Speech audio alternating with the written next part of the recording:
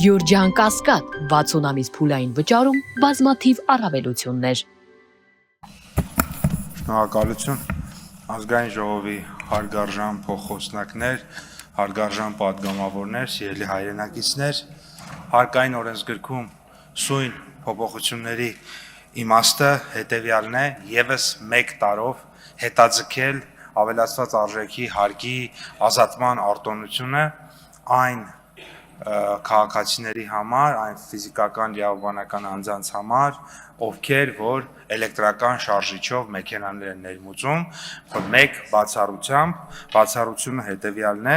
մենք առաջարկում ենք այս նոր կարգավորումը կիրառել 2023 թվականի դեկտեմբերի 31-ից հետո թողարկված, այսինքն 2024, 2025 եւ 2026 թվականի արտադրության, որտեղ 26 թվականին է գործելու արտադրության մեքենաների համար։ Ներկայացնեմ նաեւ հանգարում եք ինձ։ Շնորհակալություն։ Եվ ուզում եմ ներկայացնեմ նաեւ որոշակի վիճակագրություն, մասնավորապես Հայաստանը 2022 թվականին ունեցել է 22, 23, 24 թվականներին ունեցել է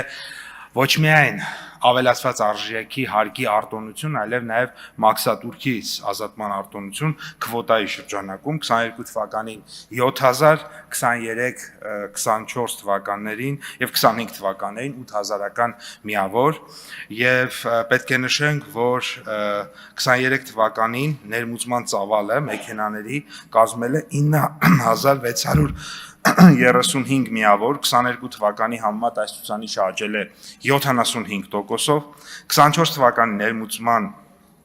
ծավալը կազմել է 11793 միավոր,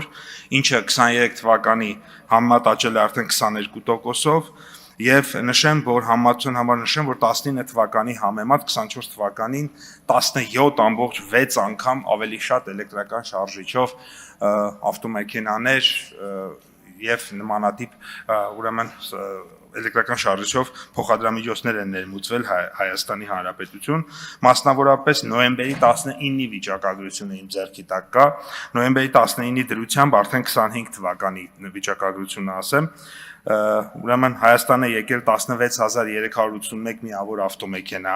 7 միավոր ավտոբուս եւ 2479 միավոր մոտոցիկլետ կամ մոպեդ, այսինքն մենք ուրեմն փաստացի արդեն 19000 ավտոմեքենա ենք այս տրանսպորտային միջոցը այս տարի Հայաստան եկել, ինչը նախորդ տարվա համեմատ բավականին շատ է եւ հետեւաբար կարող ենք ակնկալել մինչեւ տարեվերջ, որ կկրկնապատկվի նախորդ տարվա նկատմամբ ուրեմն նախորդ տարվա ներմուծման ցուցանիշը։ Ինչու համար է սա կարեւոր եւ ինչի է կառավարությունը այս քաղաքականությունը կարևորում ենք հետեւյալ պատճառներով նախագծի ընդունմամբ նպաստավոր պայմաններ կստեղծվեն երկրում էլեկտրական շարժիչով տրանսպորտային միջոցների ձեռքբերումը ու շահագործումը խթանելու համար, ինչպես նաև կանաչ տնտեսության նպատակներին հասնելու համար, արտոնության կիրառումը ամբողջովին կառավարության քաղաքականությանը համահունչ է, մենք վերջերս ընդունել ենք կանաչ տաքսոնոմիան, մենք ընդունել ենք կանաչ եւ կայուն տնտեսության ռազմավարական ծրագիրը այս տարվա ընթացքում եւ այս ամբողջ քաղաքականությունների հետ ինքը համահունչ է եւ արտոնության կիրառումը կնպաստի նաեւ շահագործման համար անհրաժեշտ ենթակառուցվածքների զարգացմանը, այդ ոլորտում լրացուցիչ ներդրումների ներգրավմանը, նոր աշխատատեղերի ստեղծմանը, ինչպես նաեւ Հայաստանի Հանրապետության ավտոպարկի թարմացմանը եւ էներգետիկ անվտանգությանը։